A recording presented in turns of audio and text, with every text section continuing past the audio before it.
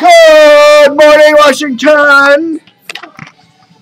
It's Dave TV here on DCRTV.com. How you doing, everybody? It's a beautiful Monday, the 22nd, here in Washington, and let me set up the lighting here for you all. Yeah, stack of papers. Oh wow! This is today's Washington Post. Oh, this is funny. This is a correction in today's Washington Post. Okay, this one right here, right there. I'll read it to you. A photo caption with an August 16th style section article about protecting museum art incorrectly said that 6 million people a day visit the Mona Lisa. The Leonardo da Vinci painting at the Louvre in Paris is viewed by about 6 million people in a year. Now, can you imagine if 6 million people a day visited the Mona Lisa? Can you imagine the line? I mean, that's like if Virginia has a population of about 6 million people. The Washington metro area has a population of about 4 million people. So that's like everybody in Virginia lined up to see the Mona Lisa in one day. I mean, do these Washington Post reporters think when they write, just to even write that and say 6 million people a day see the Mona Lisa? Turn on your brains, guys. Interesting. The Cure jumping someone else's train. I love that one. Well, Comcast last week, 2 weeks ago, ran an ad saying about a whole bunch of these new international channels are going to be added for a whole bunch of money. You know, if you want a Russian channel, it's $11.99. If you want a Filipino channel, it's $11.99. If you want a Korean channel, it's $14.99, whatever. Whoops! They got the start date wrong. Instead of launching these channels on September 22nd or September 1st, they're going to launch them on September 22nd. And, and it's like, when you read these Comcast ads or channel changes, remember, they're probably got some mistakes in them. I mean, very rarely do you ever see one of these ads that is actually correct. Oftentimes the channel numbers are all mixed up and the dates are wrong. And I mean, I look through this stuff, and I don't even work for Comcast, and I see screw-ups in these things all the time. Well, anyhow, here in the Reston area, they're going to be taking, as I said in one of my previous Dave TVs, all the analog channels off. There's 28 analog channels remaining here in Reston, mainly the basic channels. So if you want to watch that on your cable-ready set from now on, you're going to need some sort of a digital Boxilio. But I also found out, if you've already got a digital TV, okay, you can just plug the cable straight into your digital TV, and you'll still get about 50 or 60 channels, all basically the local access and your local, broadcast channels and the sub-channels, like RTV are there on Channel 7 and Antenna TV on 50. So, if you don't want to get that additional box and you have a digital set, your flat screen digital set, just plug the RF cable right into that for your second or third Comcast set. And I believe on most systems they don't scramble the basic channel, so at least you'll be able to get your basic broadcast and your HD, your basic HD channels for the local signals, like here in Washington, 4, 5, 7, 9, 20, 14, 50, 30, whatever. What am I doing here? I know what I was doing here. This was nice, too, in today's Post. They settled the strike there. The Verizon workers, basically without any agreement, they just came back to work, I guess, because they were tired of not getting paid.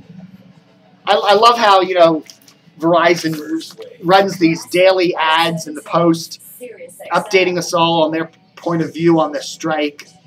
I don't know. I got to wonder. I've got to wonder, what does the head of Verizon make? Workers of the world, unite.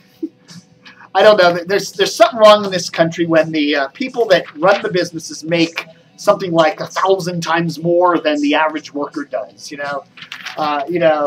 a guy. Okay, Verizon's saying, hey, you guys, we're going to make you pay for your health benefits, and we're not going to give you the cost of living, whatever the hell the reason was they went out on strike. And then you got to realize, what are the head honchos at Verizon making? How much money do they make?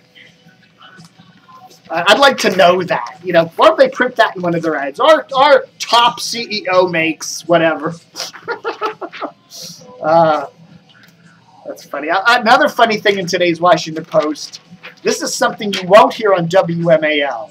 Do you know that President Obama has taken 61 vacation days since his inauguration back in 2009?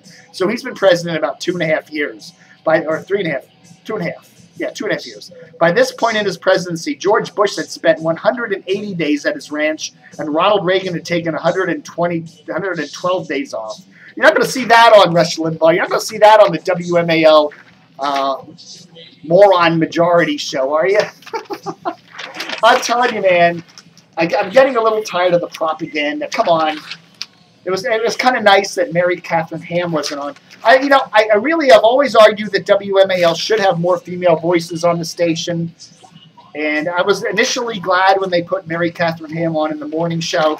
But I don't know. She just sounds, I don't know. She has this annoying voice. She isn't terribly smart. There are certainly a lot of conservative women, I think, that would be a better fit at that radio station. So there. Big news. It's a big news. We're still here, and Angie Goff is going from Channel 9 to Channel 4. No official word yet, but that's what our sources say. Our sources are also saying that Clear Channel and CBS are both interested in the 107.9 signal in Annapolis. We told you a while back that Family Radio is selling that station, WFSI, and another religious station it owns in Philly on 106.9, WKDN. And, we were to pay off a pile of debt that it owes, and we were wondering who's may want to buy these stations, and we mentioned also that Merlin might want to buy them. They're a company that just started FM All News in Chicago and New York. But also we're hearing CBS and Clear Channel are interested in the signal. Basically for the Baltimore cluster. Annapolis is technically in the Baltimore market, and 107.9 does cover the Baltimore market. It's a better signal in the Baltimore market than it does in the Washington market because of adjacent channel 107.7 WTOP's Northern Virginia Relay. So, what would happen to 107.9 if Clear Channel got it? Well, what about putting Gospel WCAO on FM? Gospel has done really well. Commercial Gospel has done really well down here in Washington on 104.1. Praise, Radio 1 station. I wouldn't be surprised to see Clear Channel maybe take 107.9 and put a commercial gospel for it, maybe move CAO over there. We'll see. What would CBS do with it? I don't know. One of my radio gurus said they might start a classic hit station. Well, they already got Jack, but maybe they would put a full-fledged oldie station up there for Baltimore. I don't know. They could also put the HFS signal on there, the 97.5 signal. Put it on 107.9 and get into Washington again, because that does cover, 107.9 does cover a good chunk of the Washington market. That would be interesting. In fact, that I think would be a really cool thing. They did resurrect the HFS signal a while back, a couple weeks ago, and put it on that 97.5 in Baltimore, and it's a weak low-power signal. So what if it was on, or also on 107.9? That would be cool, baby. All right, today at 3 o'clock, Monday at 3 o'clock, Andy Parks returns to the Washington Airways with a show on WTNT 7:30 a.m., 3 to 6 p.m., and he'll be on there with Jeff Cooner and Jennifer Harper doing a show from the Washington Times building.